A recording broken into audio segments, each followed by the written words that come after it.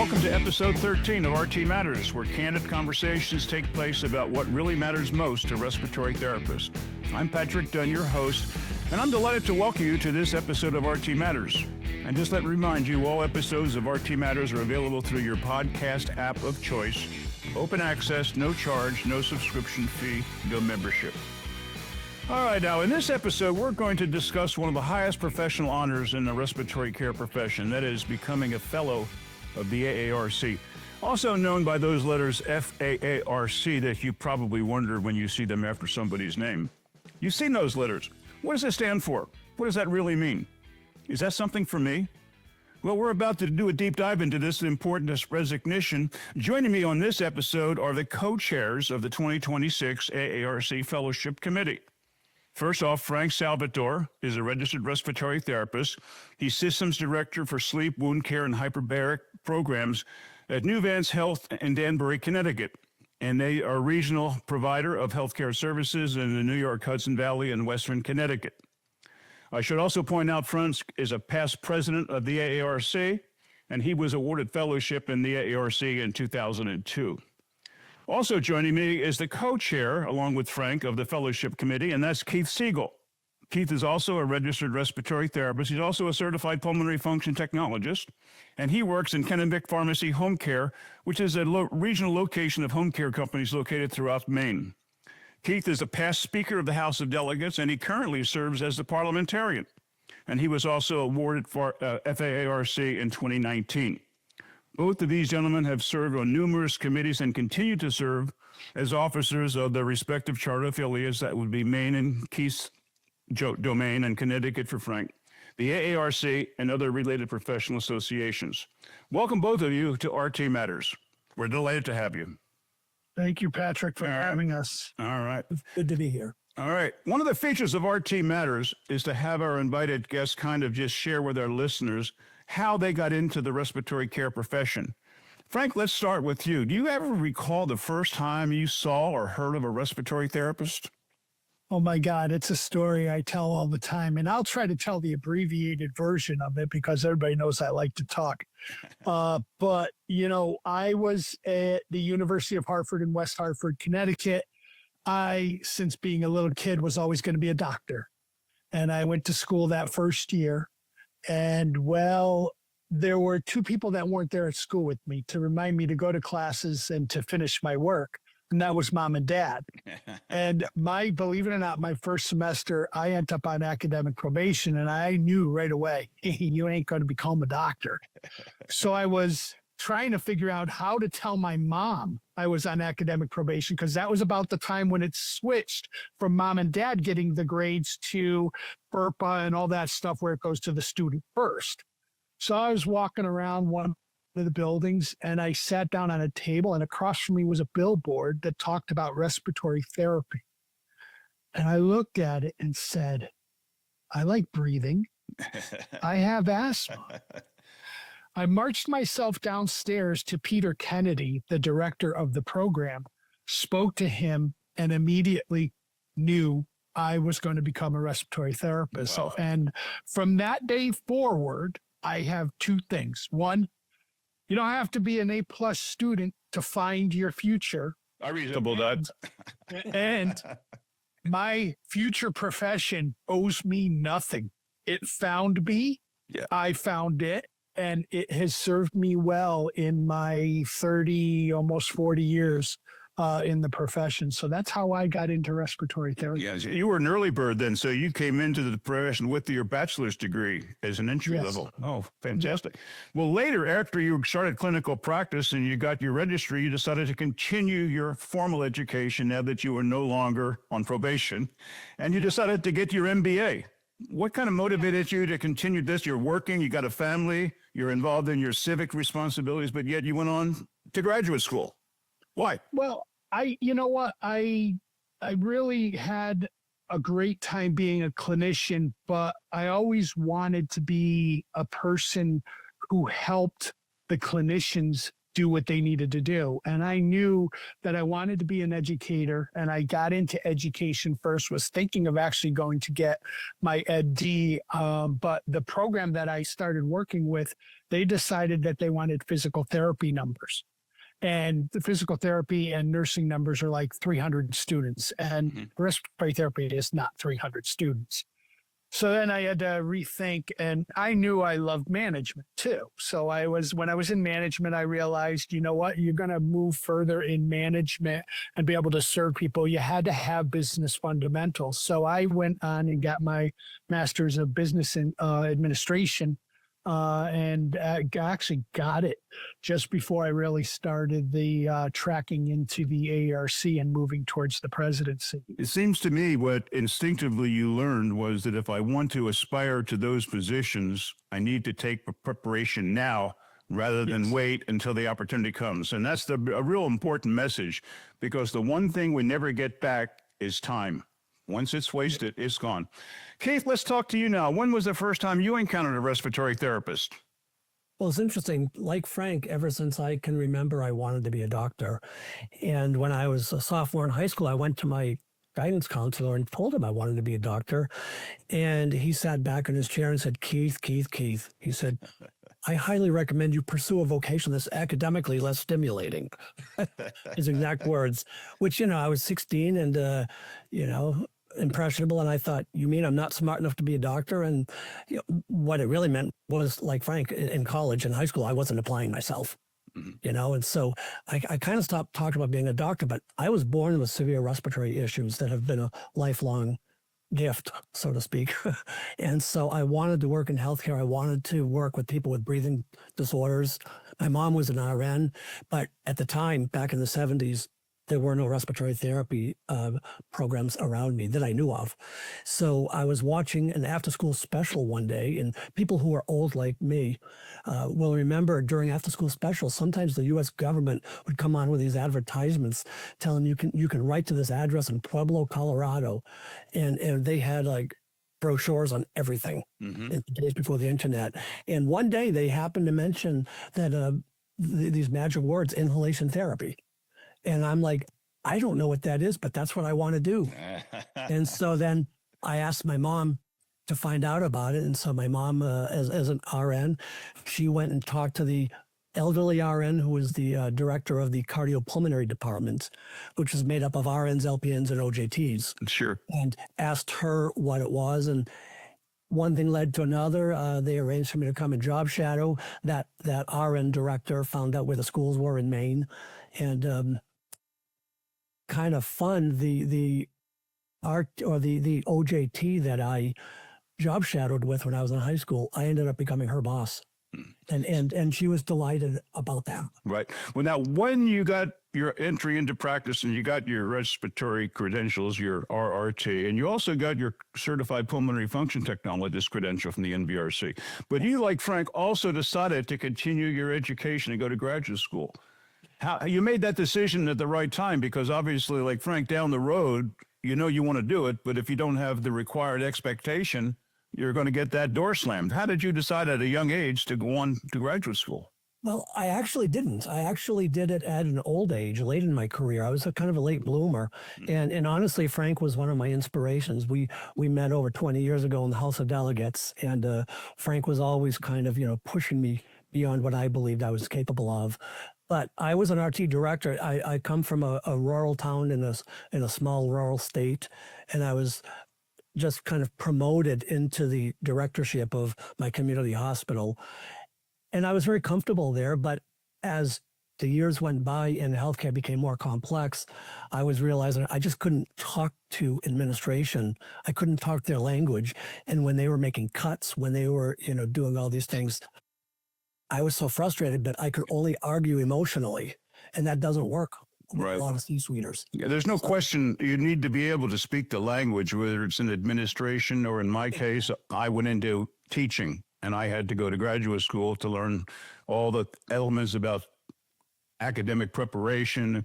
And so you all kind of gravitate. And I think what's important to our listeners is right now, if you think you want to aspire to something more than just, and again, nothing wrong with being a clinician, but then if you want to be some super clinician, you think about advanced credentials like you did with your pulmonary function or the adult critical care. In other words, take charge of your career when you have the chance to do it. And that's really a hidden message that both of you bring very strongly. And Patrick, if I may, Sure. I would add to that I did it just because I wanted to be better at the job I had, with no expectation that I would be, moving on or up. Sure. But modern healthcare, my hospital was merged with our state's largest health system, and my position was eliminated about 6 months after I finished my MBA. Yeah. And so many opportunities open to me. Sure. Because I had the MBA. Yeah. That would not have had I not. So I didn't, it has paid off in ways I never expected it to. No, well, it's no question about it. And again, a lot of hard work you all put into it, and it wasn't given to you. All right, now let's get on with the topic for this episode. Respiratory therapists recognized as AARC Fellows and what that means. First of all, let me give you a little background to set the context. This program was started in 1998. And as of the end of 2025, 491 of our respiratory therapy colleagues, including those on this broadcast, have been inducted as fellows of the AARC. But before we start, I want to make sure that we're aware of an important distinction of what that term fellow means in healthcare. In medical training, this is about physicians who have completed their residency but want to do a deeper dive into a subspecialty. So, for example, a newly minted cardiologist decides they want to become an electrophysiologist and do ablations. So they're going to take a fellowship in electrophysiology. Or a newly minted dermatologist might want to become expert in Mohs surgery for basal cell carcinoma. So they'll do a deep dive into Mohs surgery. In the professional societies, which is the AARC, a fellow is a designation. It's an honorary recognition awarded to people who have basically exemplified themselves throughout their professional growth and development. And that's the focus we're going to have here today. So let's start with you, Frank. What to you, when people ask you about this FAARC, what does this signify in terms of your understanding? Well, for me, it signifies that I was recognized as somebody who has contributed to the profession. It wasn't something that I looked for. As a matter of fact, I was nominated by Sam Giordano, and I didn't have any knowledge of it until I got that letter from the AARC. So for me, AARC Fellow means that somebody thinks enough of your contributions that they'll nominate you. And that's how the program is today. You get nominated by at least 2 people. And I think that's what means the most to me about the significance of the fellowship program that we have for the AARC. Yeah. So this is really not a participation trophy, just being involved in the AARC as a member. Essentially, individuals make significant and sustained contributions, which you obviously were doing or you wouldn't have been nominated. So what are some of those contributions that, as you look back, that enabled you to have that recognition? You know what? Back then, it was my early work in getting involved with advocacy. If you remember one of the first committees nationally that I was asked to chair by John Heiser was the AARC Government Affairs Committee. Right. At which point we were in Dallas, and he said, "I want to make you the chair of the committee." I go, "Oh, good. How long is that for?" He goes, "Well, for that committee, it's presidency or death." But I got right into that. This is the art of our profession that has both a national presence, but then you also work with the affiliates at the state level to not only work on state issues, but also to get state support for federal issues, such as right now, telehealth extension or the SOARS Act. Yeah. Keith, let's drill down on some of those points. What are some of the other areas where you look when you evaluate a candidate for FAARC in terms of contributions? Yeah, so to me, one of the most important things I look for is what have they contributed beyond their regular job? Sometimes we'll see nominations, but and they're all worthwhile, but a lot of what they're pointing to is stuff that's in the job description. Mm-hmm. And I think what I look for is, what have you done for your profession? And that's a big distinction between what you're doing in your day-to-day job. I think you both hit the nail on the head. We're talking now voluntary contributions. It is above and beyond the job. So being a member is one thing, but then at the same time taking active participation in running the organization as a volunteer, either at the local, state, or at the national level. And all three of us started at the local level and worked our way up into the national association as well. Frank, why don't you briefly review, if you would, the eligibility to be considered a fellow? So there's about 4 eligibility criteria. The first is you must be an active or associate member of the AARC in good standing for at least 10 consecutive years prior to the deadline for nominations to close in that year. Now let me interrupt. Most of the people that you've seen over the years have more than 10 years experience. Yeah. So that's just the first step. You're talking people with 15, 20 years experience who are successful these days. So this is just a minimum criteria. That's right. Yeah. So you have to have at least 10 years. You have to have the RRT credential issued by the NBRC, and you need to be licensed, or this is a change that we made, or hold registration or certification, if applicable, within the state that you're employed, or be a licensed physician with a respiratory care specialty. So that's criteria, eligibility number 2. We have eligibility for international respiratory therapist nominees. They must meet the eligibility criteria for AARC membership. So 10 years, a minimum of 10 years. They have to have equivalent certification credentialing, that something like the RRT, or have the RRT from the NBRC. And if their country of origin has licensure, they must be licensed and or approved to work in the country they work. There's one thing eligibility wise that we kind of eliminate this being a gift type program, which we don't want it to be seen that way. Actually, members of the AARC Board of Directors or officers of the House of Delegates in their first term are not eligible. So we make it, you have to serve one full term at the national level. You can't be in the middle of a national role. So those are the criteria, the eligibility, but obviously there's some criteria, and I believe you're going to have Keith. Keith will. And I just want to point out, this is not just for academics or for people who are national speakers or people who are in education. It's all over the spectrum of respiratory care practice. And I wanted to dispel that myth. Well, it seems like they're only directors of departments, but a lot of super clinicians have been recognized in the past. Keith, as Frank was saying, let's talk about the criteria to be nominated for a fellow. What are some of the other things that had to go into that being nominated? Well, Frank touched on it briefly, but the first thing that will be screened by AARC Executive Office is you need to be nominated by 2 active AARC members, one of whom has to be a fellow. And the reason for that is we want somebody who understands what being a fellow really is to say, yes, I agree, this person is worth it, but we don't want to limit it to only fellows. So any active member can nominate, but then there has to be a second one who needs to be a fellow. And really, they need to show that they have possessed demonstrable leadership influence and achievement in their clinical practice. And as I mentioned earlier, documented evidence of significant contributions to the profession and to the AARC. It's not an easy process to become a fellow, but it is absolutely achievable.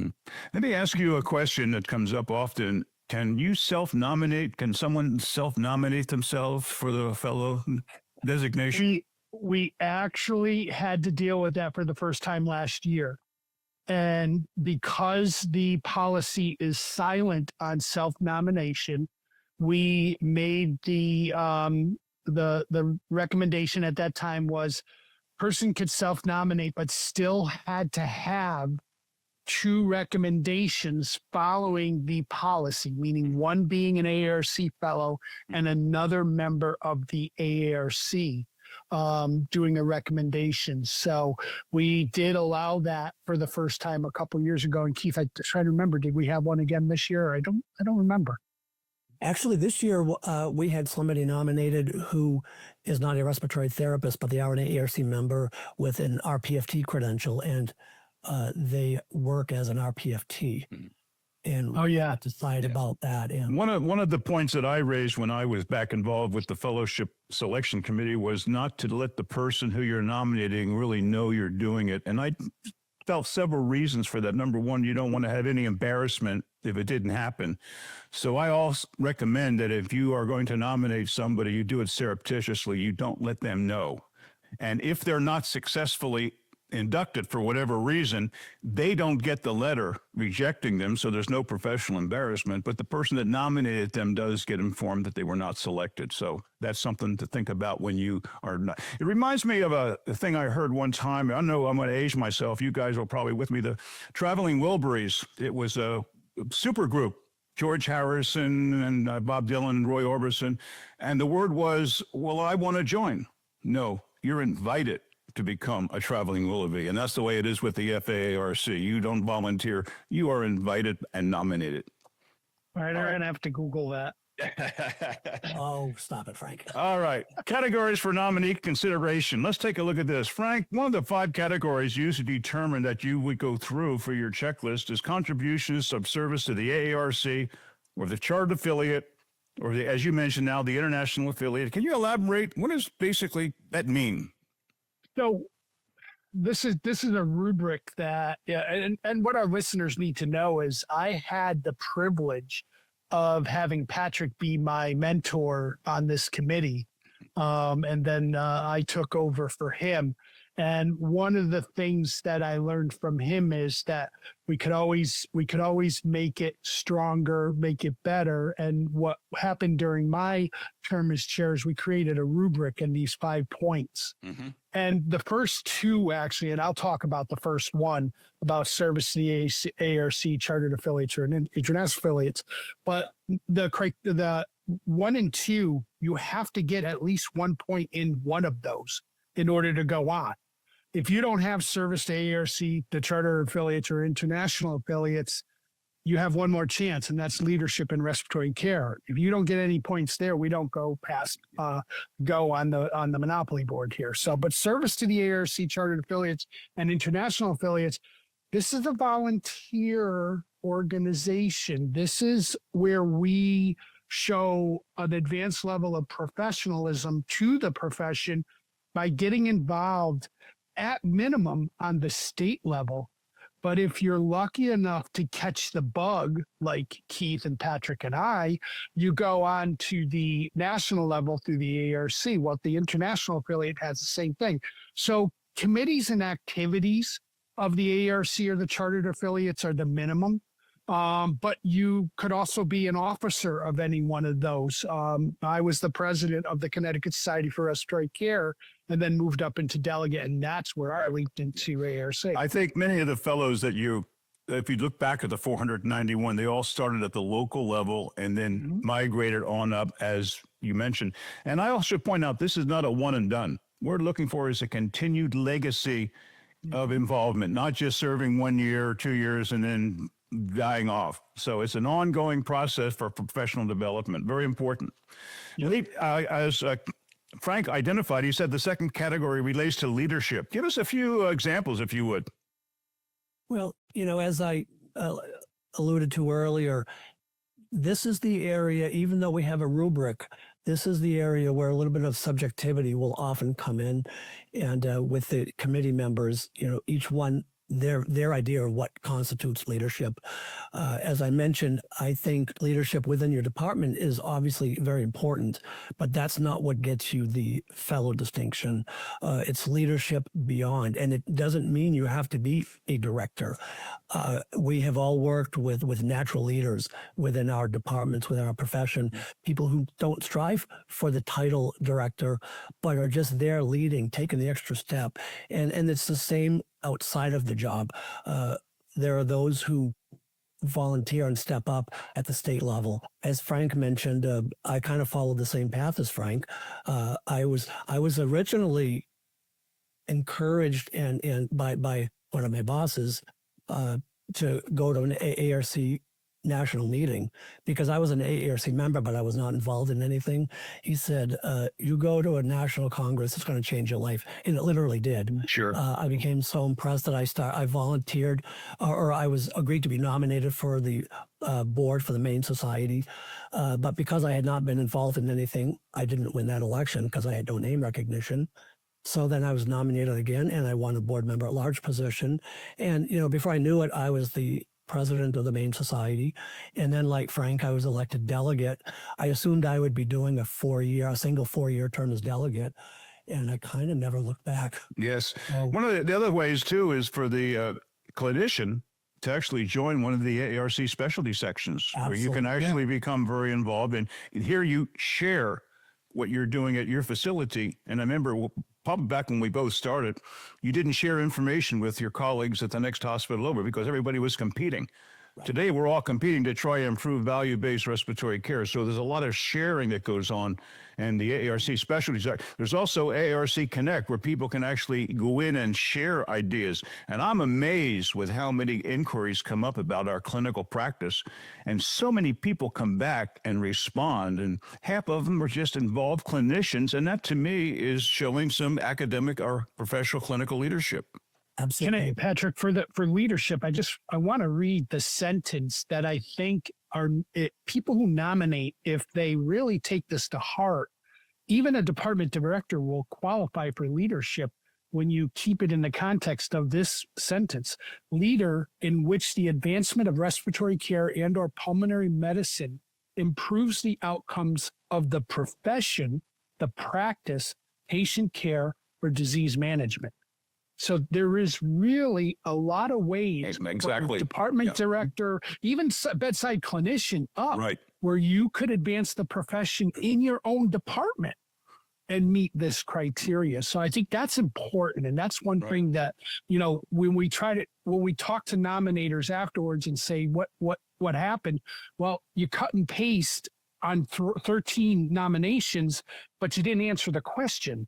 Answer a question like that, right? Really give your nominee a leg up. And I should point out that at the end of this podcast, we'll give the website where you can actually go right now, get all this information, and also access the nomination form that's available. We'll talk more about that in a moment. Yep. Yeah. All right, Frank, let's turn to another category, scholarship. What are we looking for when we want to show that this person has engaged in scholarship? So, one of the things, again, this is a living and breathing committee that is making sure that the life of the FAARC is strong going forward. We noticed early on that sometimes our researchers didn't always get enough credit for the work that they did, or people who weren't researchers but presented at conferences.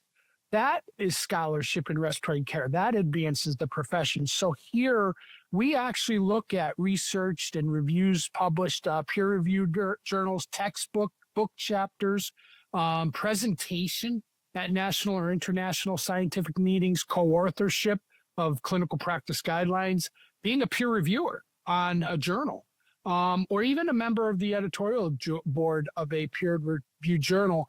And that started to give more objectivity when you started looking at a well-rounded nominee. Right. And a lot of the successful applicants or nominees last year in 2025 were researchers, and again, that's one of the big weaknesses we have. We want to continue to expand in our research capabilities. So I think the committee should be well recognized for recognizing importance of research.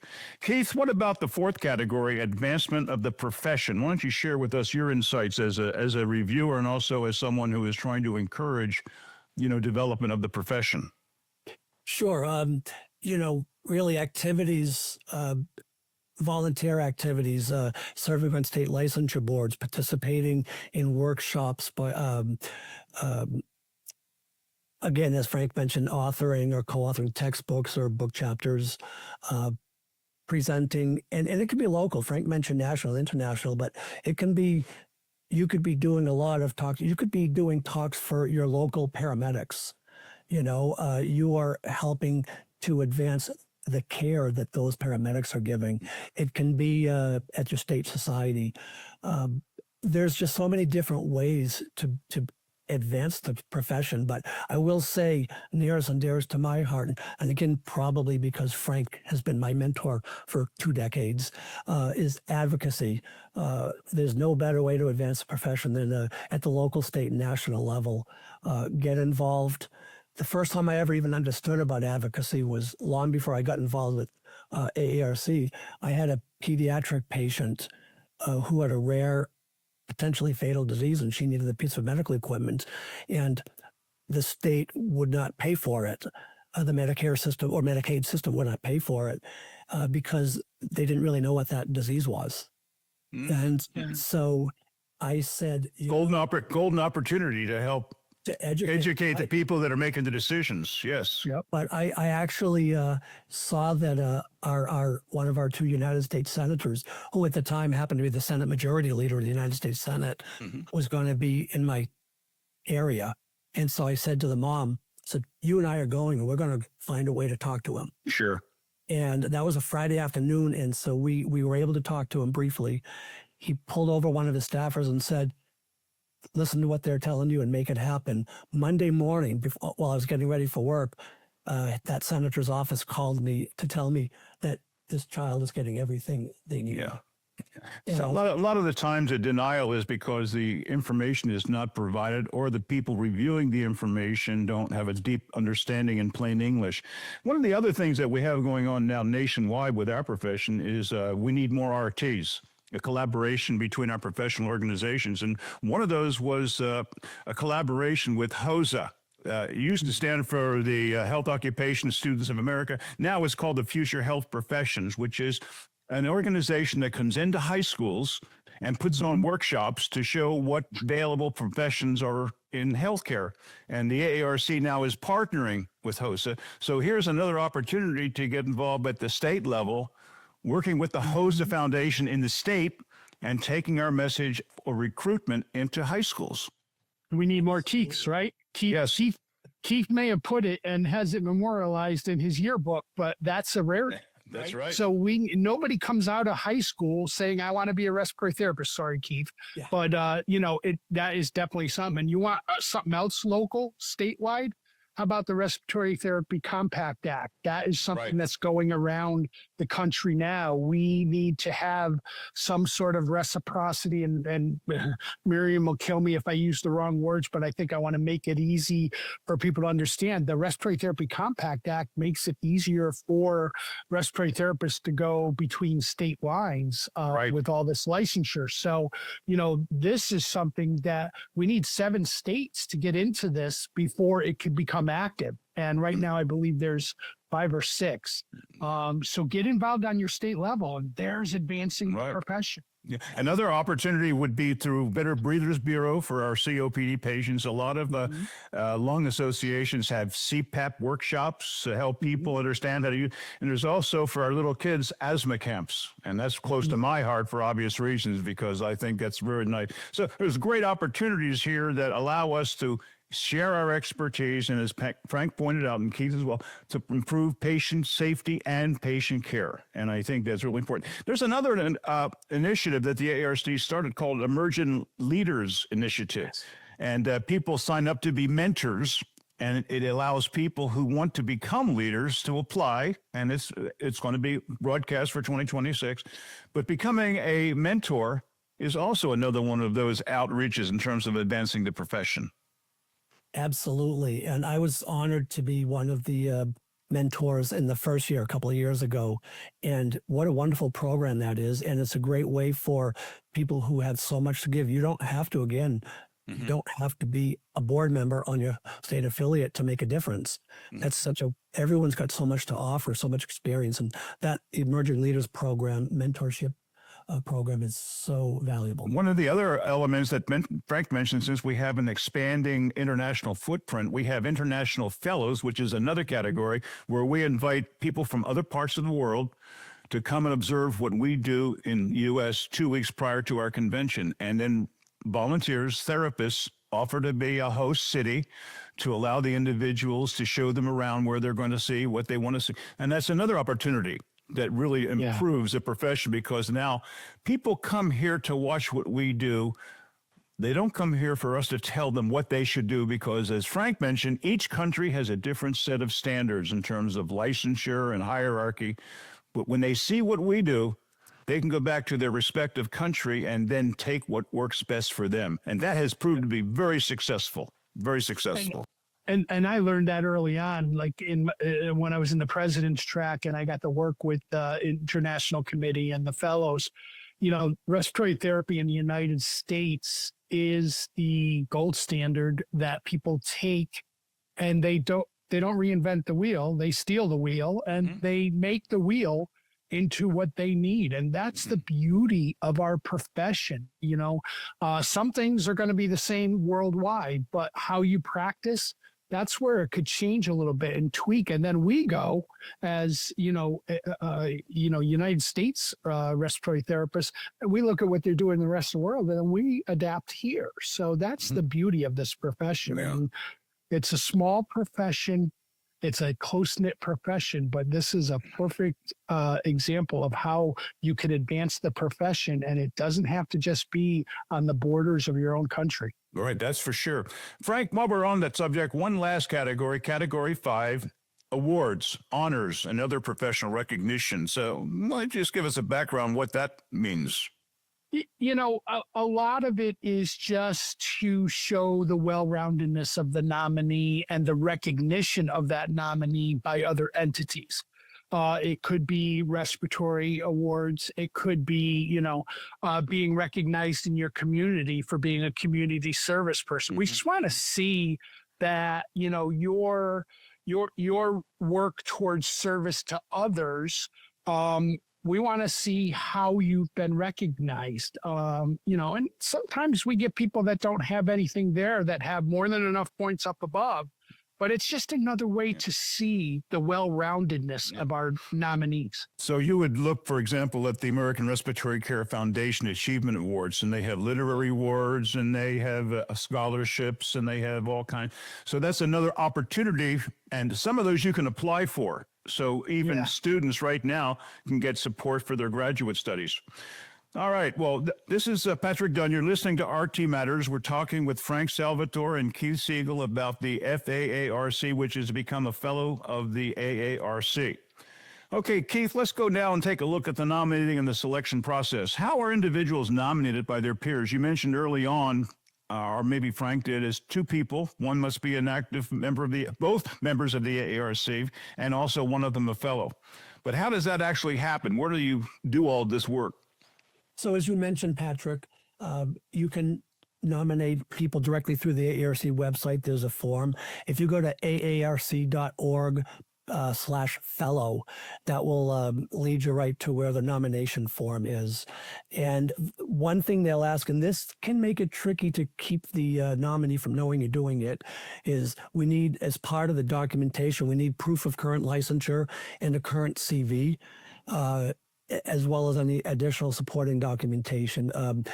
Getting the CV is where it's hard. You can find licensure on the state licensure websites, but getting the CV sometimes, unless you've got it already. So a lot of times people will already have your CV if you've maybe spoken at their conference. So, but it's okay if you think this person is deserving of nomination, it's okay to tell them. But I like your ideas around, if possible, keeping it kind of... Well, there are ways that you can kind of step around that. I mean, everybody's CV is necessary, especially if you're going to do any CRCE through the AARC. And they completely overhauled their accreditation process for continuing education. So one of the arguments is we need to update our files and, let's make sure it's current. Frank, what about vetting? What happens once the nomination is accepted or is sent to the AARC Executive Office? The recommended form is used that Keith recommended, is available online. So what's next now in terms of the vetting process? So basically, our liaison at the executive office will look at all the nominations as they come in. And believe it or not, we've already started to get nominations for this year's awards. And what she'll do is she'll either say, thank you, we received your nomination, so that the nominators know, or if she receives one nomination from an AARC member, the reply back will be, thank you, I've received your nomination, but please remember that there is one more recommendation that has to be made by an AARC fellow, or vice versa. If it's a fellow, another member. But that'll be the back and forth communication. And then once it is deemed ready to be reviewed, they'll review the 10 consecutive years. They'll review the licensure and make sure that the packet is complete, and then pretty much index it on an Excel spreadsheet. And then, for finalization in August, which we'll talk about the deadline in a little bit, and then move it on to us. But Crystal's our liaison at the executive office, and she's really good at keeping on top of what's missing, or if it's complete, she says, thank you. Right. We will push it forward to the committee. Okay, Keith, so after the nomination's reviewed, fully vetted, identified as being complete, what happens next? So once the deadline for submission has passed, Crystal will, as Frank mentioned, put everything into one packet, one very large packet, and send it on to the fellowship committee. Now, if people are wondering how you get on the fellowship committee, all of the AARC committees are appointed by the president and typically ratified by the board of directors. And they will Chris will also send us an electronic ballot. And this is really kind of important. Each committee member independently evaluates each nominee based on the rubric, and they make a determination of whether the nominee meets the standards that we expect for induction as a fellow. And the completed ballots, they return to the chairs, Frank and I, anonymously. The selection committee does not see, the other members of the committee do not see everyone else's votes. There's no collaboration. So this is strictly an independent determination by the committee members appointed by the AARC president. I should point out, I would imagine that actually they're all fellows. So they're all received the fellows. So they understand intuitively what it is that they're evaluating. Yeah, and to me, I remember when I received my fellow, to me, one of the proudest things was the knowledge that it has to be unanimous. If one member of the committee determines that they don't believe you've met the criteria, they don't score you high enough, you don't get the fellowship. It's not like it's not a majority vote. It has to be a unanimous vote. And when you get that unanimous vote, boy, that's powerful. Okay. That really makes you feel pretty good. And the next step, Frank, is once the votes are tallied, you both are now co-chairs, so you're going to be tallying, and you find the individuals who met the threshold, unanimous. What happens next? So what we did, and Keith actually got to do it, he'll do it again this year, when all the committee members send in their Excel spreadsheet, we'll put it onto one spreadsheet that has all of them listed, and we'll have, their selection, how many points they did, and if it was a yes or a no.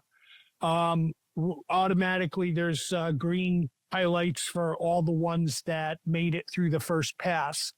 When we look at ones that missed by one vote, what we do is we have a committee meeting just to discuss any that missed by one vote. And then nothing happens in that meeting.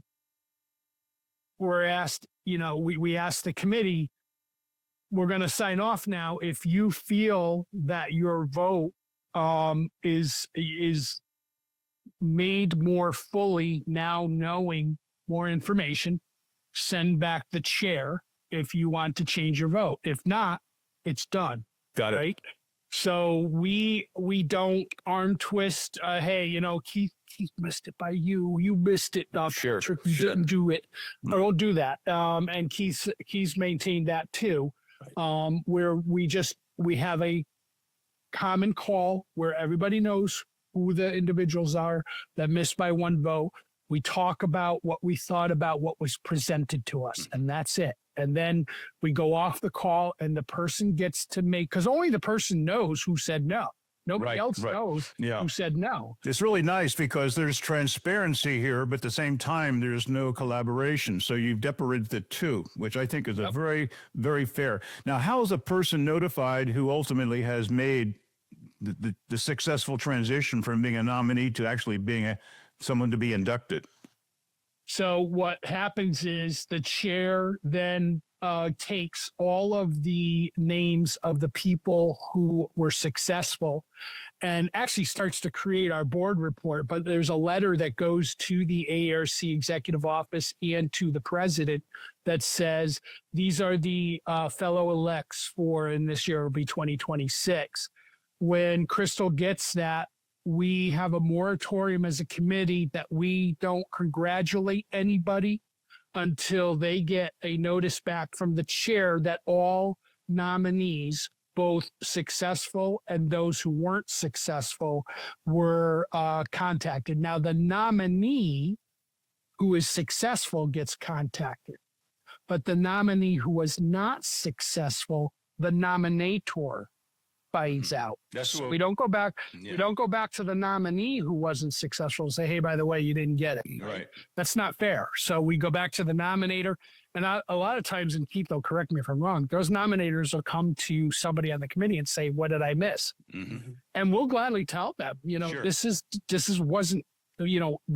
wasn't strong on my ballot, and I think if you had done this, you could do better. We've seen better results for people in their second year. Sure. Now, Keith, where does the actual induction take place, and how does that work? The new fellows are formally inducted during the awards ceremony held during AARC's annual Congress, which this year will be November 14 through 17 in New Orleans. And what's really nice is the new fellows will receive a lapel pin, a very nice certificate suitable for framing. And in recent years, they're also receiving a beautifully inscribed medallion courtesy of Draeger. Yeah, let me just point out, since we're not visual, that is very similar to what the Olympians are now earning at the Winter Olympics. It's a very prestigious, large, and they're not breaking. So case just as good as the Olympic one. That's right. And then at the same time, they get to put that FAARC after their name, and that's the distinction. That's the biggest part. Okay. Now, Frank, you mentioned earlier, but what's the deadline for the 2026 class of inductees? The 2026 class, if I remember correctly, is August 26, 2026. August 15th. 2026. Right. That's right. Now, that you don't have to wait then. You can actually go on right now to aarc.org/fellow.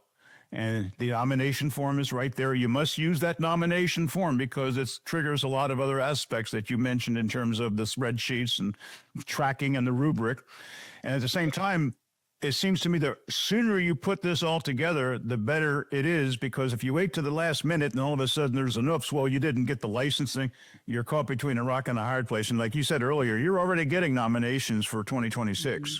Yeah, the nomination period opened a couple of weeks ago. And if you go to that fellowship page that has the eligibility criteria and all that, and then down at the bottom is the little green bar that you click on to submit everything electronically. There's no paper. And even when we get the information, Crystal puts it in a, believe it or not, 400-page PDF. That comes to us, or it's sometimes bigger. But if you go to that page, it has it there. Start now, because like I said, Crystal will follow up with you. And when your nominee's information is complete, she'll send you back. Thank you. This will be forwarded to the committee. And for our listeners, that's Crystal Layton, and she is the liaison from the AARC Executive Office to this particular committee. Well, folks, you guys have been fantastic. You've really kind of demystified something that has irritated a lot of people because they couldn't quite figure it out. And I really can't tell you how proud I am, but how transparent it is, but also the guardrails to protect the sensibility of people who do not get it, but at the same time to encourage other nominations. Any final words before we close down this episode, Frank? Well, for me, it's just, look around you in our profession and look at the people that you work with. And they don't have to be managers. They don't have to be AARC or state presidents. Look at the people you work with and see how active they are. Mm-hmm. And if they're active in the profession and you feel they're making a difference, nominate them. Right. You know, again, the worst that could be said is not yet. Okay. But if you look at this criteria, not yet is not a lifetime. That's right. Everybody has a chance. And the whole thing is, if AARC Fellowship drives a person's desire to be more in our profession, that's going to be a good thing. Yeah, absolutely. That's a great thing for the profession. All right, Keith, last word to you. Well, you know, I was thinking about this, and I have to say being named an AARC Fellow is probably the greatest honor of my career. The distinction, as it says on their certificate, recognizes significant and prominent leadership, influence, and achievements in respiratory care profession. And that's really profound and really, you know, something that I think all RTs should strive for.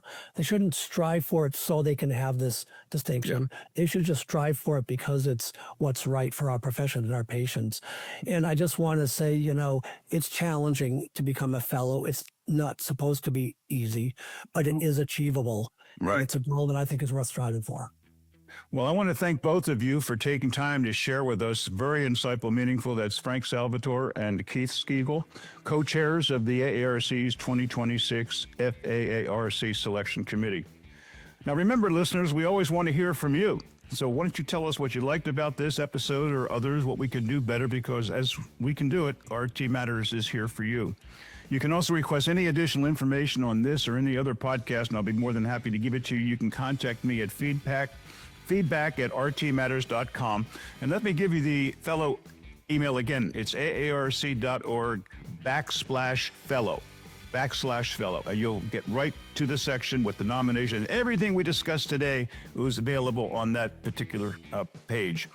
RT Matters is a virtual voice for respiratory therapists everywhere, so please share your insight with your fellow RTs. Now, in the meantime, go out and be the best possible respiratory therapist you can be, because our patients deserve nothing less. And as a highly skilled, licensed healthcare professional, a vital member of the healthcare team, we expect nothing less from you. And so next time, be kind to yourself and to others. Remember, RTs do indeed matter.